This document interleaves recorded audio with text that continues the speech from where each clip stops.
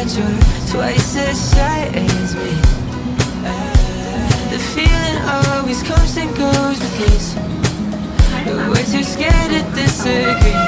I'm waiting for you just to intervene, 'cause I just wanna say that it's alright and let me hold you close.